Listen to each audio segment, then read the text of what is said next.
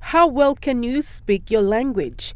We ask a few colleagues and random people in Port Moresby if they can say their name in their language and say, I like eating taro.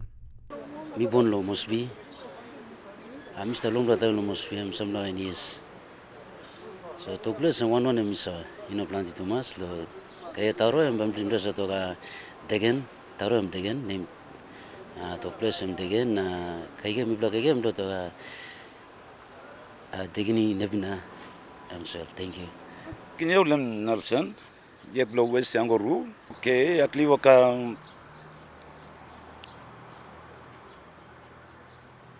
bless you. Anu Raymond, no Panga, many Southern Islands. Nguruan on me on one bag. Unerasi ra Milton. Okay, na bila kay taro. Slava Folili. While almost all of the people we spoke to can speak some form of their language or Tok Pisin, most converse in Tok Pisin in the big city. Like this man telling us that he was born in Simbu, lived all his life in the village and came to Port Moresby as an adult. He was forced to speak Tok Pisin in the city because that is the main language used. Experts have described Tok Pisin as the language of modernization. Tok Pisin has now become a symbol of modernization, so to speak, and that's a fact. I mean, we know that Tok Pisin is now a national language. Dr. Kilala Devechi is a senior research fellow and program leader of the Education Research Program at the PNG National Research Institute. She holds a PhD in Education Linguistics and Masters in English Language from the University of Canberra. Dr. Kilala says the more Papua New Guineans use Tok Pisin and English, the danger is that it is slowly killing many local languages. We speak our languages and we continue to claim that we have 850 plus languages in the country, but are they still intact? According to a recent report released by UNESCO, 88 of Papua New Guinea's languages are on the verge of extinction. The 88 are further classified, with 23 being vulnerable, where most children speak the language, but it may be restricted to certain domains such as homes.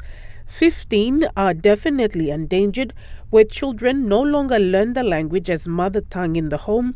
30 are severely endangered because the language is spoken by grandparents and older generations. While the parent generation may understand it, they don't speak it to their children or among themselves. And 20 are critically endangered, where the youngest speakers are grandparents and older, and they speak the language partially or infrequently. Dr. Kilala says there are three main reasons why this is so. One is because of mixed marriages. Both parents come from different language backgrounds, often tend to speak Tok Pisin in the home. So that is the reason why most children in Papua New Guinea who come from mixed marriages do not really understand or speak their languages. Two, because of disasters causing linguistic genocide. If there is a natural disaster that has come about in a certain region, then the language goes with the people who speak that language, which causes linguistic genocide, as we call it in linguistics. And three, because of economic globalization, where speakers of small language groups decide to abandon their language and move on to speaking Tok Pisin. One way to revive PNG's dying languages is to introduce it as a subject in school. So if we would like to preserve our languages and maintain it for the next generation, because as we have seen, the languages are now diminishing really fast because of all the reasons that I've given, then why not introduce it maybe as a subject, just like other languages that have been taught in schools, like especially in high schools, but why not introduce it also into primary school from the beginning and growing up?